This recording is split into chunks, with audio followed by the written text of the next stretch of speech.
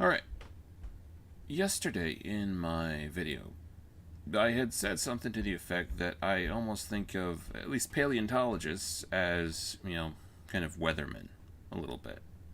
I kind of put them in that category, and I kind of agree with that. I actually maybe think about that generally with science in general, or the people of scientific persuasion.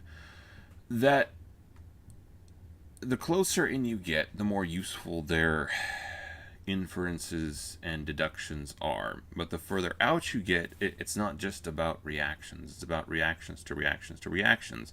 And all the things that come into that, it tends to, like I said, I tend to think they act more certain than they have any right to be at times. And the further out you get, the more I tend to think things admit of multiple explanations. But that's not technically, I guess, what this is about. Well, I guess maybe since I talked about it, it is about that to some extent. But I was thinking of like the different types of people who would maybe go into science. Because it feels like there are different types. There would be one type of individual who's just really inquisitive. They want to discover stuff, right? The good type of scientists, I guess. They want to discover stuff. And I think for them, they're quite happy if things are a little bit more uncertain. They're okay with that in any case. They're okay with things being a little bit uncertain. They're okay with things being a little bit open-ended. And they don't try to gatekeep science to the more qualified personnel. I mean, certainly there's a reward in competence in that people trust you more. But they're not the type of person who kind of lord it over everyone else. But then there's kind of the second type. And in my mind, these individuals would love nothing more than to find the end of eternity and to lock it all down. They want to be the ones who, are in control of everything. They would love to be seen as authority figures on everything. I tend to think they see themselves almost as, super sentient, benevolent mentors to an ill-informed, oafish, irrational humanity, which is not entirely untrue, right? Sometimes humanity is irrational. Sometimes it is ill-informed and arrogant, I suppose. But the fact remains that I tend to think one of the best ways to remain safe is to never assume that you're safe, right?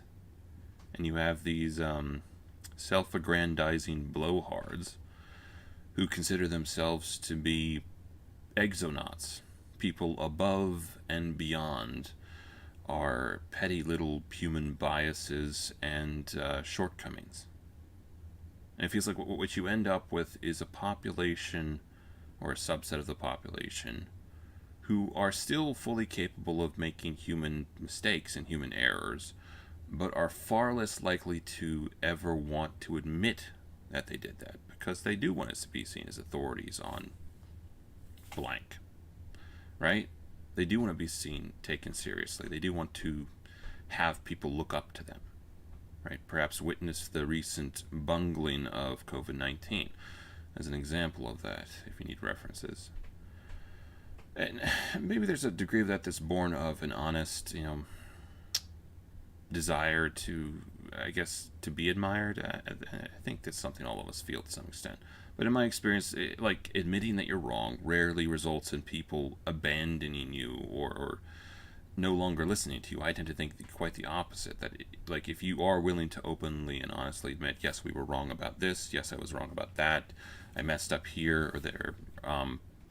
Anyone worth a dang will probably listen to you more because it humanizes you, and mistakes are something we all make. There is a weird degree of irony in that it feels like the people who are least likely to acknowledge the existence of a God are the type of people who want to quite often present themselves as the most rational, the most intellectual, the most fair-minded individuals.